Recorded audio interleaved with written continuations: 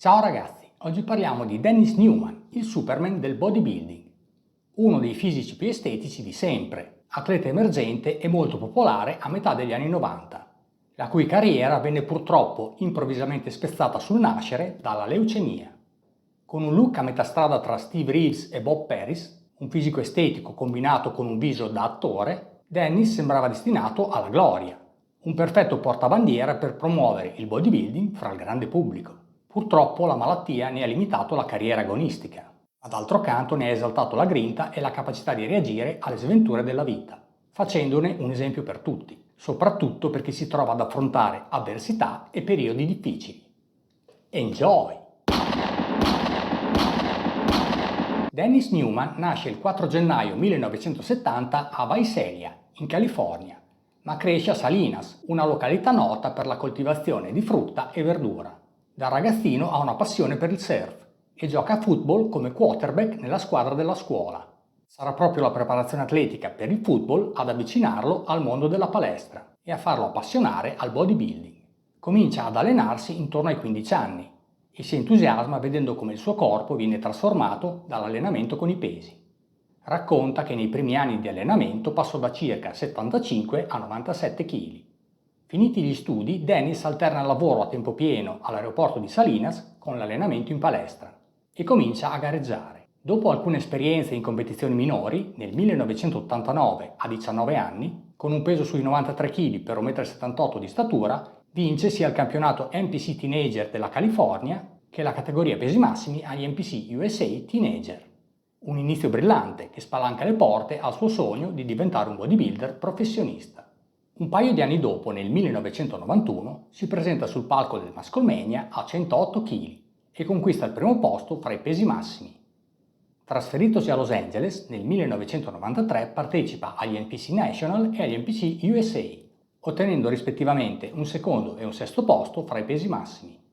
Ma sarà il 1994 l'anno della svolta, nel bene e nel male, della sua carriera e della sua vita. Partecipa al campionato NPC USA e con un peso sui 113 kg vince sia la categoria pesi massimi che il titolo assoluto, conquistando la Pro Card, un podio che lo porta ad apparire sulle copertine delle riviste di settore, dove viene proposto come l'atleta rivelazione dell'anno e aspirante ai massimi titoli professionali. A 24 anni sembra l'inizio di un sogno, e invece il destino ha in serbo ben altro per Dennis. Nelle settimane successive alla sua vittoria agli NPC USA non si sente affatto bene. È sempre stanco, soffre di vertigini, febbre alta, sudorazione eccessiva, occhi arrossati, difficoltà di udito. Così il 4 settembre sua moglie lo porta al pronto soccorso. All'ospedale ipotizzano che soffra di mononucleosi, ma gli esami del sangue evidenziano che, invece, Dennis ha la leucemia, una forma di tumore che si sviluppa nel sangue e nel midollo osseo, per cui Dennis viene ricoverato d'urgenza e sottoposto ad un trattamento a base di chemioterapia, che lo porterà a perdere 20 kg di peso. Durante la permanenza in ospedale, i medici gli dissero che aveva il gene della leucemia nel suo corpo, che l'ormone della crescita che aveva assunto aveva probabilmente accelerato lo sviluppo della malattia. Comunque il suo fisico reagisce bene alla cura e nel 1996, dopo essersi sottoposto con successo ad una terapia con cellule staminali, pensa di tornare al bodybuilding e alle gare, questa volta sul circuito pro. Considerati i suoi problemi di salute, inizialmente la IFBB è riluttante a farlo partecipare alle competizioni. Comunque nel 1998 ottiene il rinnovo della Pro Card e può finalmente cimentarsi nelle gare fra i pro. Nel 1998 partecipa all'Ironman Pro Invitational IFBB e conquista un interessante sesto posto.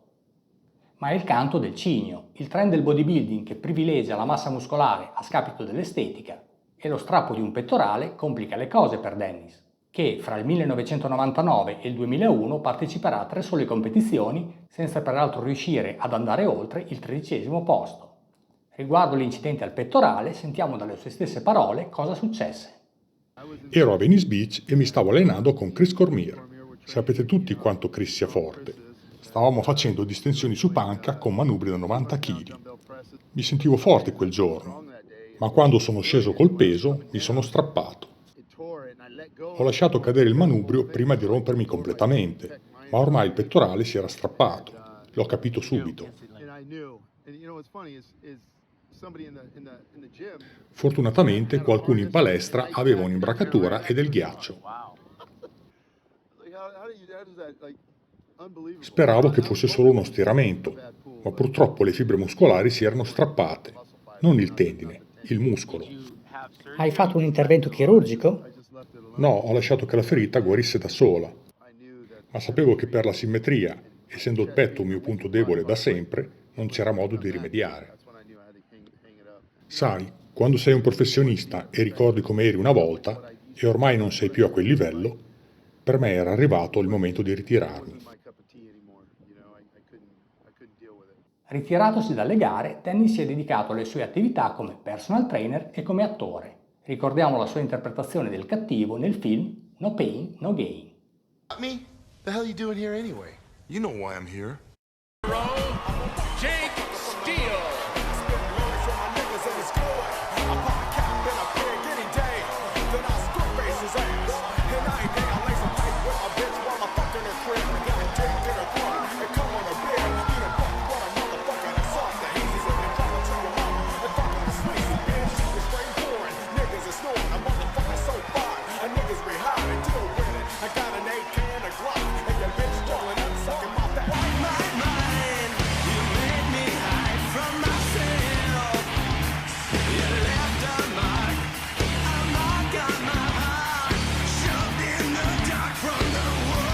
Oggi, a 54 anni, Newman continua ad allenarsi e si mantiene in forma, anche se nel 2023 ha avuto un attacco di cuore che ha richiesto un breve ricovero, ma dal quale sembra essersi ripreso molto bene.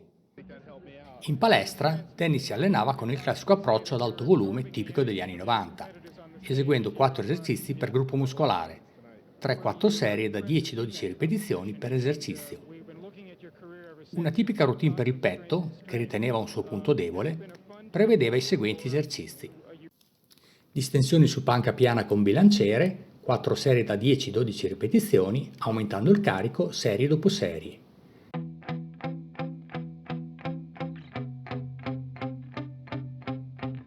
Proseguiva con distensioni su panca piana con manubri, 4 serie da 10-12 ripetizioni, cercando di isolare il muscolo.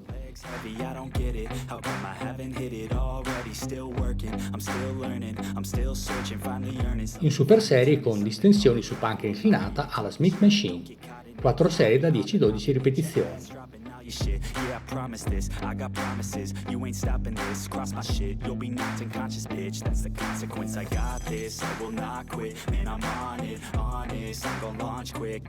E ancora distensioni su panca inclinata con manubri, 4 serie da 10-12 ripetizioni.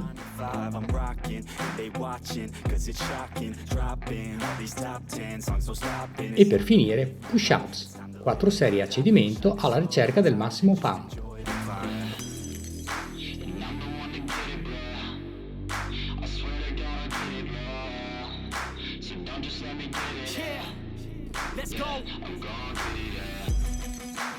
Riassumendo, Dennis Newman è stato una meteora che ha illuminato la scena del bodybuilding americano degli anni 90. Al fiere del fisico estetico ci si aspettava che sarebbe diventato un campionissimo anche sul circuito pro IFBB, ma la leucemia lo ha obbligato a cambiare prospettiva riguardo alla sua vita e alle sue aspirazioni. Se prima puntava a diventare un riferimento per gli appassionati di bodybuilding, la sua battaglia per la vita ne ha fatto invece una fonte di ispirazione per tutti coloro che si trovano a fronteggiare delle avversità. La sua storia ci insegna che nessuno sa cosa succederà domani e che a volte il destino ha in serbo per noi un percorso diverso da quello che ci aspettiamo e bisogna essere pronti ad adeguarsi, a cambiare strada. Del resto è proprio nelle difficoltà che emerge il carattere, lo spessore di una persona. Ciao, alla prossima!